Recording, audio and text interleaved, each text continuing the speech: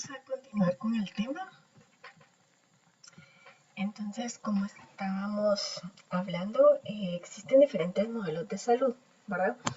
En estos modelos de salud es importante comprender lo siguiente.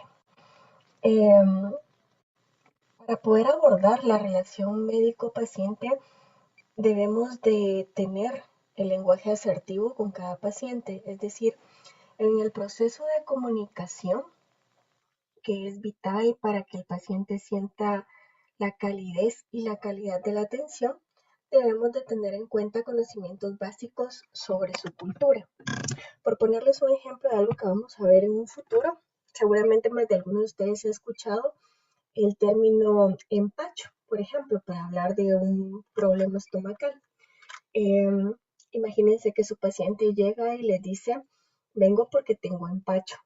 Si ustedes no conocen el término, no van a saber a qué se refiere el paciente y desde ya va a entorpecer el proceso de comunicación.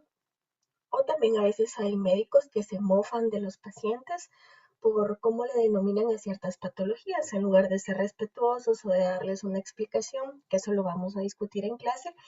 Entonces,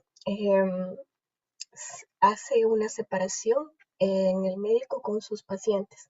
Muchas veces en Guatemala uno de los principales problemas ha sido que los pacientes no asisten a los centros o puestos de salud porque refieren que el médico no los entiende, que se burla de ellos, que no sabe o no conoce las enfermedades que ellos padecen, ¿verdad? Por eso es que es tan importante.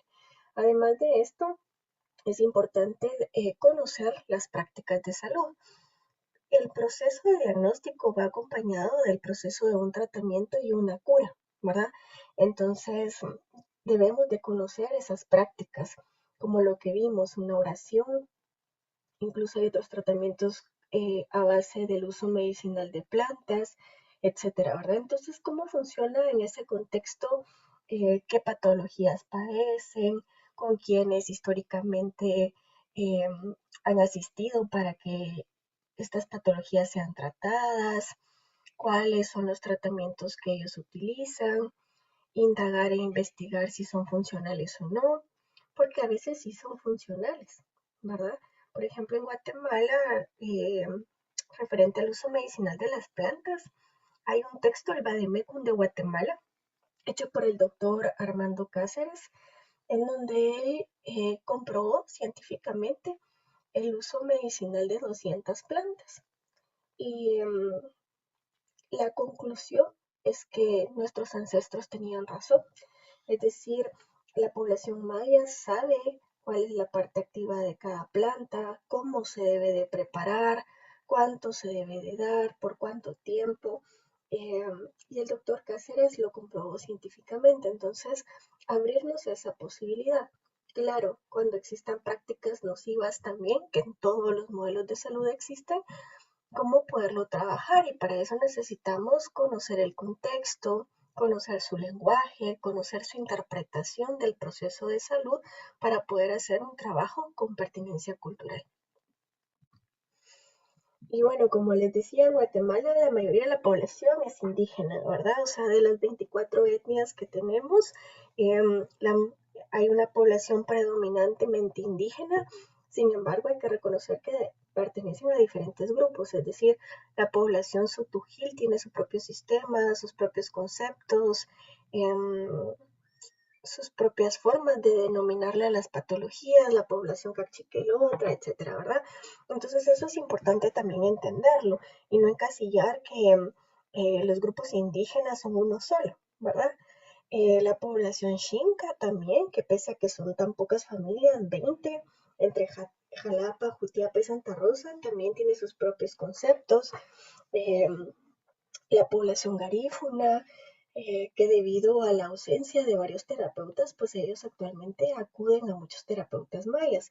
Entonces, ver cómo se trabajan eh, desde cada grupo étnico el concepto de salud y enfermedad y cómo se construyen esos modelos de salud, ¿verdad? Y entre más comprendamos como personal de salud estos aspectos culturales, pues mejor va a ser la comunicación con los pacientes.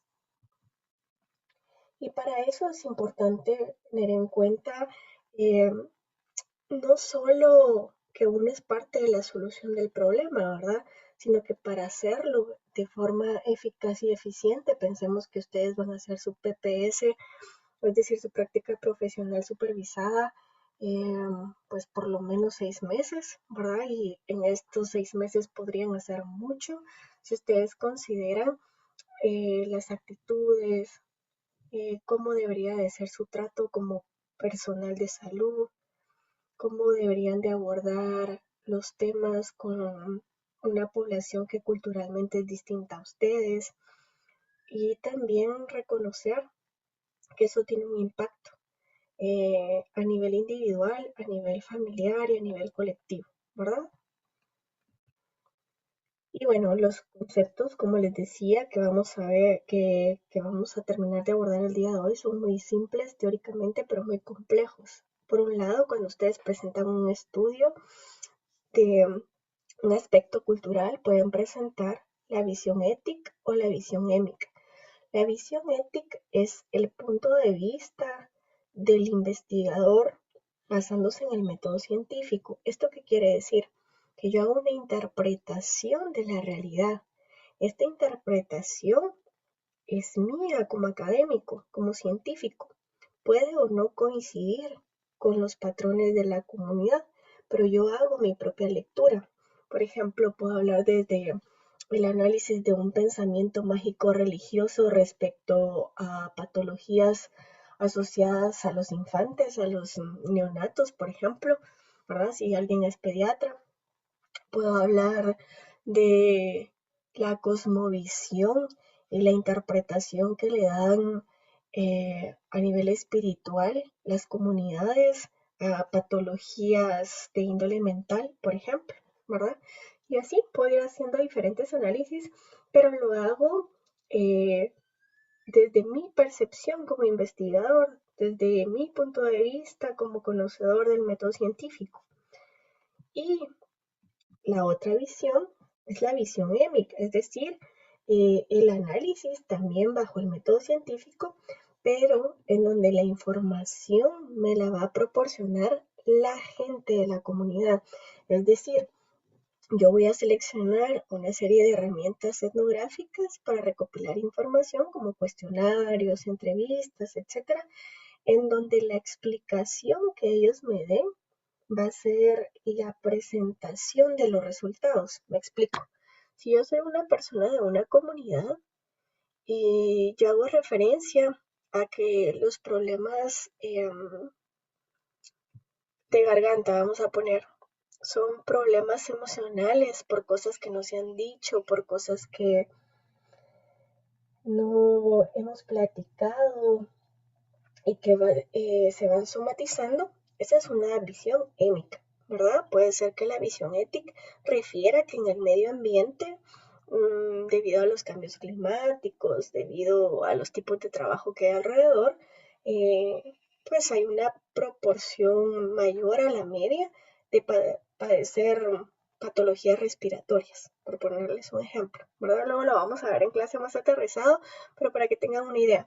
Ética es el punto de vista del investigador que puede o no coincidir con la comunidad del origen de la enfermedad, de la explicación de la enfermedad, del tratamiento de la enfermedad, pero ojo, siempre se aclara que esta investigación fue hecha bajo la visión ética, ¿verdad? Y cuando yo presento un análisis EMIC, también lo aclaro, es una investigación obviamente cualitativa en donde la información que me da la población la tomo como verdad, como argumento, como justificación para ese grupo y sobre esta idea, sobre esta cosmovisión, sobre esta cultura, sobre esta interpretación de esa realidad, yo hago un abordaje respetando esa pertenencia cultural, ¿verdad? Y pues como les decía, a veces coinciden y a veces no. Entonces, lo importante que veamos acá es que ambas son válidas bajo el método científico, ambas requieren de un proceso que va desde la observación hasta un análisis de los resultados y obviamente pues unas propuestas en salud.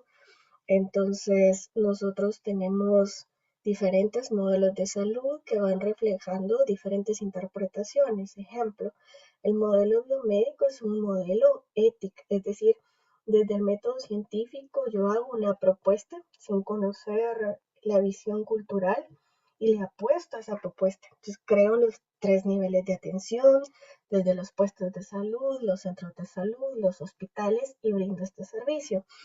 En algunas comunidades funciona más que en otras.